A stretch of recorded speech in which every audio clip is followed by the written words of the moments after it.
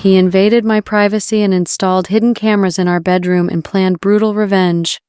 If someone had once told me that I would be seated here keying in the collapse of my life to what my husband has done, I would have laughed at them. I mean, here I am, bewildered and having no idea just how the whole thing went from bad to worse.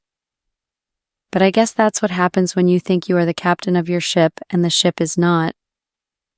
Hi Reddit, my name's Laura and I'm 32, married to my husband Dan for 6 years.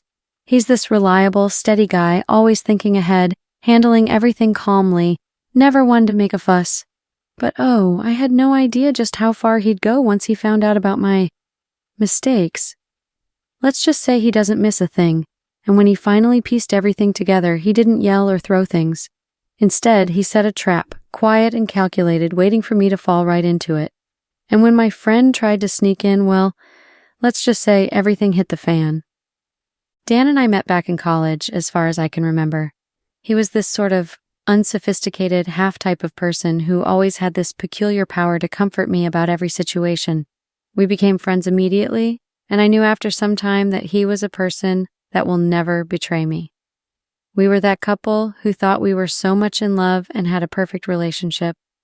We spoke of our dreams about a quiet, sane existence, about the future and the travels, the home that we will have, and the kids who will call us mom and dad. And when we got married, it felt like we were building this beautiful life together. From the outside, everything looked like a solid house in a nice neighborhood, decent jobs, supportive friends. Dan was the type of husband who would go out of his way to make sure I was happy, always putting in the extra effort without expecting anything in return. He was reliable, the kind of man who would never let you down. And for a long time, that was enough. But over the years, things started to feel predictable. Life fell into this pattern, a comfortable routine that didn't have the spark it once did. Dan was still the same steady guy, always there, but in a way that's exactly what felt off. I started feeling this itch for something more, something exciting, something different. I told myself it was just a phase, but that craving for something outside the routine kept growing, creeping into the back of my mind. In retrospect, it was almost funny. I guess I never believed I was that much of a loser, and that there was no way I could stop this. I was pretty sure I could run after a thrilling experience for a bit without anyone being harmed. But boy, I did not take into account how keen Dan was and how far he would be willing to go once he pierced it all. How naive I was, thinking that my perfect life is going to change so soon, and I would have never expected that. It's funny how marriage can go from passionate to routine. That's not to say Dan and I had problems. Honestly, we didn't fight much, we communicated well, and we shared the same goals. But somewhere along the way, life became predictable. Every day started to feel like a carbon copy of the last. Get up, go to work, come home, dinner, TV, bed, rinse, and repeat. It was safe, sure, but after a while, safe started feeling a lot like stale. I started feeling restless, almost like there was a part of me that had gone quiet, and I couldn't shake this little voice inside that craved something more. Then I met Matt. He was a friend of a friend who'd just moved to town, and we were introduced at a work event. I remember thinking, here's someone different. He was funny, laid back, and just refreshing. I didn't even realize how much I missed having those flirty, lighthearted conversations until I found myself laughing at his jokes. It was like he could see right through the facade, and it felt good, almost exciting to be around him. At first, it was all harmless enough. I'd bump into him here and there, and we'd chat, nothing major. But slowly, those conversations started feeling more intense. He'd text me something funny he saw online or ask about my day, and I'd find myself looking forward to those messages. I even started checking my phone a bit too eagerly, hoping there'd be something from him. It was subtle, sure, but that thrill was there. And every time we talked, I felt a little spark I hadn't felt in years. Of course, there was a part of me that should know this was a line I should not be toying with. Of course, I'd try to convince myself that there was nothing wrong with it, that it was just a way to make my day a little more interesting. Probably Dan didn't need to know in any case. I mean, it is not like I was doing something bad or being out of order. I was not planning to divorce my husband. I needed some thrill, some tiny twinkle of the positive outcome, even if it seemed sinful. And so I rationalized it in my mind, telling myself over and over that it was nothing. Looking back, I realized how dangerous that line of thinking was. That tiny thrill I was chasing ended up dragging me into a storm I didn't see coming. Because unknown to me, Dan was already noticing things. And when he put two and two together, he didn't get mad, he got even. I don't really know when things officially crossed the line with Matt. One moment it was just fun messages back and forth, little jokes, maybe a compliment here or there. But somehow it escalated inch by inch until suddenly I was texting him late at night, sharing things I wouldn't even tell Dan. It was like Matt had become my little escape, a way to step outside of my real life without actually going anywhere. And every time we talked, I felt that excitement, that spark I'd been craving, like I was finally alive again.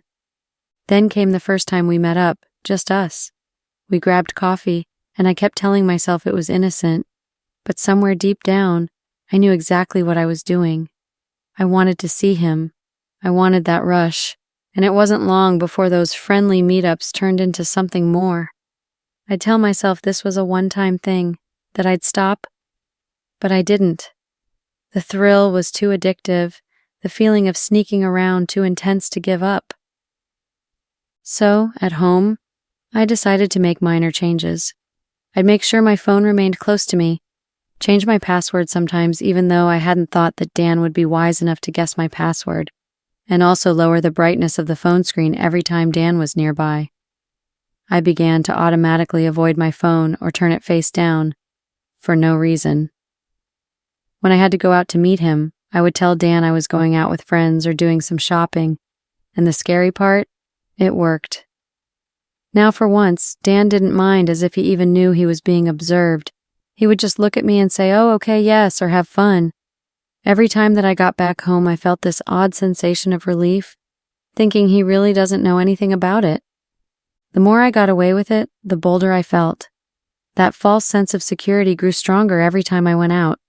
I convinced myself I had everything under control, that there was no way Dan could know. And with each secret meeting, each carefully hidden message, I started to feel invincible, like I'd unlocked some secret double life where I could be this adventurous, carefree person while still having my stable, comfortable life waiting for me at home. Looking back, it's clear just how wrong I was.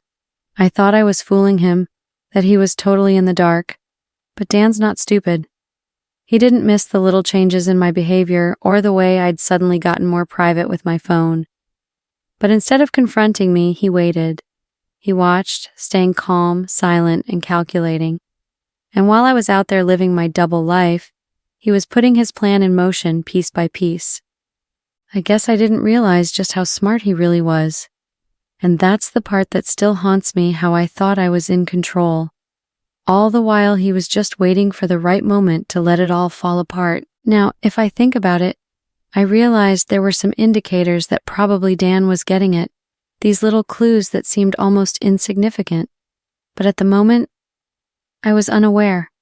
I was engrossed in my own little universe or something to that effect. It came about when he arrived home much later than usual. Dan notoriously tried to avoid overtime, but now he was working at the office a lot more. I saw it as a new undertaking probably, or some assignment I did not pay much attention to. Then he started acting different. He was quieter, more distant. He didn't reach out to hug me when he got home, and didn't seem interested in the usual small talk about our day. And for Dan, that was unusual. But whenever I asked, he'd just smile, brush it off, and say he was tired. I told myself he was probably stressed with work, that it had nothing to do with me. But then he started asking these little innocent questions, I thought. Like, "Where did you go today?" Or, "What time will you be home?" Simple questions, sure, but he'd never been one to check in on my schedule before.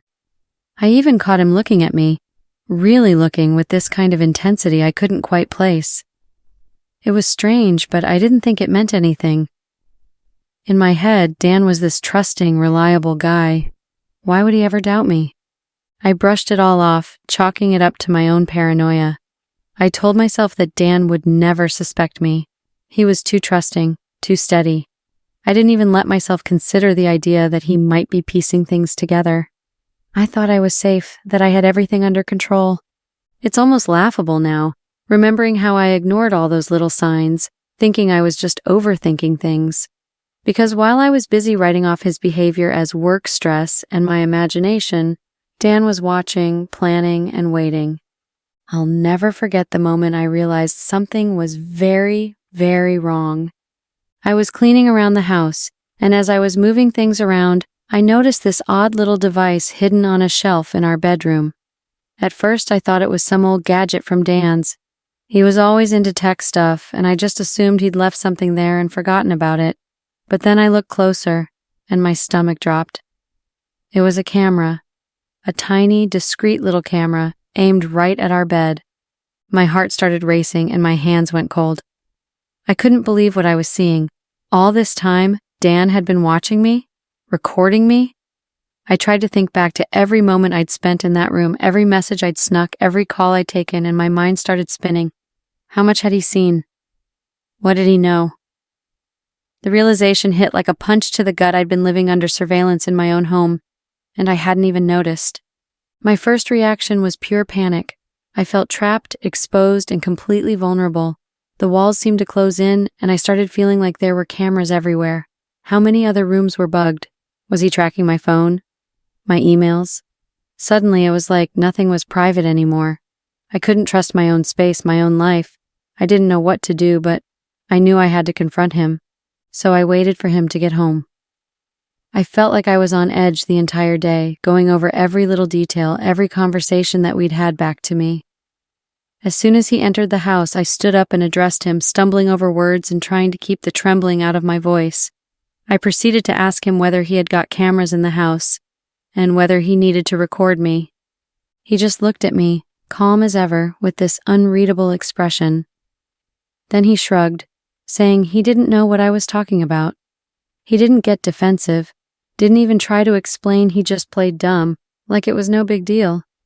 His nonchalant attitude left me completely off balance. I expected him to argue, to deny, maybe even confess. But he gave me nothing, just this calm, almost amused look, which somehow made everything feel even worse. It was from that day that everything turned into its opposite, but something just felt off, like I knew that I was being spied on the whole time. Every time I was messaging my friends, texting, or even checking my phone, I would be constantly looking over my shoulder thinking, could there be another camera? I even developed a deep sense of insecurity, making me think I had to be careful not to make a wrong move, like being on an eggshell in my own home. And the worst part? I didn't know how much he'd seen, how long he'd been watching, or what he was planning to do with it all. All I knew was that Dan was one step ahead, and every little secret I thought I'd kept safe was now out in the open, just waiting to be used against me. I knew something was coming, but I still wasn't prepared for the moment Dan decided to lay everything out. It was a quiet evening. He asked me to sit down in the living room, his voice calm, almost too calm. There was no anger, no raised voice, just this icy, unsettling calm that sent a chill down my spine. He looked me straight in the eye and told me, point blank, that he knew about my affair. Before I could say a word, he started listing off dates and times. He mentioned moments I thought were mine alone, private little rendezvous that I'd carefully hidden. He talked about business trips I'd taken and the nights I claimed to be out with friends, and then he told me he had it all, video recordings, texts, every little detail. My stomach dropped as he pulled out his phone, showing me clips from the hidden cameras I'd found. I felt like the ground had opened up beneath me. I was exposed, completely and utterly. I tried to say something, anything, but the words caught in my throat. The guilt hit me like a tidal wave, washing over every inch of me. All the times I thought I'd been clever, all the lies I'd told myself to justify it, none of it mattered now. He'd been quietly, methodically collecting evidence, not missing a single detail, while I'd been so sure I had everything under control. What really I found amazing was his calmness. Dan did not shout at me or question me why I had done it. He did not get into arguments or dramatic gestures. Rather, he said that he had thought something was off but didn't want the issue to be a rumor, and instead needed clarification. He said it was important for him to be sure that I'm the one who betrayed his trust. It was as though a rationality had set into him, a clinical detachment that was a far cry from a man whose wife was walking out on him. I attempted to say sorry, tripping on my words, grasping for his hand, but he declined the grasp, giving no impression of his feelings. He said he did not want to hear my defense, that this was about what I had done and not what I had to say about it now. He got up, went out of the room, and left me there sinking in guilt, shock, and the drear reality that he no longer needed me in his life. And as he walked away, I realized just how deeply he'd planned this out, how he'd turned my own secrets against me in the most calculated, controlled way possible. It was over, and he was leaving me to face the wreckage I'd created, alone. I thought Dan walking away from our confrontation was the worst of it. But I was wrong. He had far more planned, and his revenge was just beginning. A few days after that night, I came home to find the house unusually empty, almost eerily quiet. I walked through each room calling out his name, half expecting him to be in the next room or out in the yard. But there was no answer. Instead, I found a stack of documents on the kitchen counter, divorce papers, already filed. As I flipped through the paperwork, reality hit me like a punch to the gut. Dan hadn't just decided to leave me. He'd been planning this for a long time, carefully, meticulously, down to the last detail. I scanned through page after page, feeling that same sinking feeling in my stomach as I realized he'd already moved out, transferred funds, and even made arrangements for most of our assets to be in his name. I hadn't even noticed. I'd been so caught up in my own little world that I'd missed every single sign. I opened the banking app on my phone, frantically trying to access our joint account, hoping to see something left. But when I tried to log in, I was locked out. I checked our other accounts only to find that my name had been quietly removed one by one. Dan had taken complete control, and the cold, calculating nature of it all left me speechless. This wasn't a spur-of-the-moment decision. It was a strategy, a plan he'd set in motion the minute he caught on to what I'd been doing. It all became so real when I went upstairs to our bedroom. There, sitting neatly by the door, were my things. Clothes, books, personal items, all packed up in boxes like I'd already been erased from the life we'd built together. It was chilling. I ran to the front door trying to open it, but the lock wouldn't budge. He'd changed the locks. I was shut out of my own home, the home we'd shared, just like that. Standing there, with nowhere to go, the full weight of his plan settled on me. Dan had cut me off completely with no money, no home, no support. I was standing on the front porch with nothing but my bags, realizing just how deep his revenge went. This was Dan's way of making sure I understood the consequences of what I'd done. He didn't yell, didn't fight, didn't even try to make me feel bad. He simply removed me from his life, piece by piece, without a single ounce of hesitation. I felt completely isolated, and there was a chilling sense of finality to it all. Dan had always been the quiet, dependable one, the guy who'd never raise his voice or act out of line. But now I saw that his calmness wasn't a sign of weakness. It was his strength. He wasn't going to let me ruin his life and then just walk away without consequences. No, he'd carefully dismantled every piece of security I had left, leaving me to deal with the fallout alone. Turning my head to the right and left, I soon realized there could be no turning back. He'd made sure of it. And on that note, I couldn't help but appreciate, in a sort of gross way, exactly how methodical he had been. Taking into consideration every rung on the ladder in order to get to where we are requires immense preparation. I had never imagined he would be wise enough and too sharp to notice me, that he would always trust me. But the real thing was, Dan was smarter, more perceptive in certain ways than I was willing to admit he was. Standing there with my belongings in boxes on the porch, the locks changed, and my financial lifeline cut off, I finally understood. This was Dan's version of justice. Quiet, devastating, and absolute. And as much as I wanted to be angry or blame him, I couldn't. He'd given me exactly what I deserved, and he did it without a single word or raised voice. Just a silent, brutal end to everything I thought I could keep hidden. It's funny how fast life can fall apart. One minute, I thought I was living a double life, keeping everything under control. Now, I'm left here with nothing, completely alone. I tried calling Dan, texted him, even left voicemails, practically begging for a chance to talk. But each attempt was met with silence. It was like I didn't even exist to him anymore. The man who once would have done anything for me had just erased me.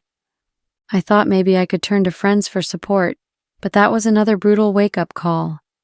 When word got around, people distanced themselves. Friends who'd once welcomed me with open arms now wouldn't even pick up the phone. It's clear they've all taken his side, and honestly, I can't blame them. I'm the one who messed up, and they're not about to excuse it. I found myself completely isolated, with no one in town I could reach out to, no one who'd even listen. Now I am a resident of this small improvisory home, and I am a stranger to the life as I have always been. Something like a lack of noise and people around is actually painful. In the beginning, I used to believe that my life with Dan was normal, monotonous, but still I am not risking anything grand. But now as I am sitting here, I would do just about anything to turn back the clock and get those things back that I used to have. Whatever I possessed, I lost for granted, and the pressure coming with that truth is immense. I can't escape the shame. This is what allowed myself to think that I was immortal and could pursue a dream without repercussions. All this time, though, the reality was the only truth. The only reality I wanted was to have destroyed all that was good in my life, throw away a good life with a man who genuinely cared for me. For what? A brief sensation, a flame that was snuffed a long time ago. Sitting here now, alone, I can't believe how foolish I was. I lost my home, my friends, my support system, all because I thought I needed something more. Well, I got what I wanted, and now I'm left with nothing but regret. I'm haunted by every decision, every lie I told, every time I convinced myself it was harmless. Because now, there's no going back. This is my reality, and it's a reality I created all on my own. Update. Looking back now, the irony of everything is almost painful. I thought I was adding excitement to my life, filling some void I believed was missing, but instead, I've ruined everything that actually mattered. If I'd known how it would end up, that I'd be left alone, isolated, without a shred of the stability I once had, I'd never have taken that first step. I lost everything for a temporary thrill, a momentary spark that's long gone. And now, all I'm left with is regret. But to any person out there who might be feeling the way I did, it's better to look for the thrills from the life one has created. I have already said that, and I can't emphasize that enough. You can convince yourself that you can get the best of both worlds, have your cake and eat it too if you do not ruin everything. But it does not work in this way. If you step across that line, you are precipitating things that you cannot undo. Of course, you don't know how it will all spin, and when it has spun, there's no way of claiming back. Just remember that, ladies. You don't want to be here at all. Dan is gone, and there is no place for me anymore for him. That was probably the case, but I can see that now, and it's difficult to possibly accept because I realize I am entirely to blame. He gave me everything, and I lost it in a moment of joy. It was a stupid thing to do. Now he is out there free, most likely starting all over while I sit here bearing the brunt of my own stupidity. I'm not looking for sympathy. I know I deserve this, every bit of it. This is just my way of telling the truth about where my actions have led me. I hope at least one person hears this and learns from my mistakes, because if I could turn back time, if I could undo everything, I would in a heartbeat. But there are no second chances here, only lessons learned too late.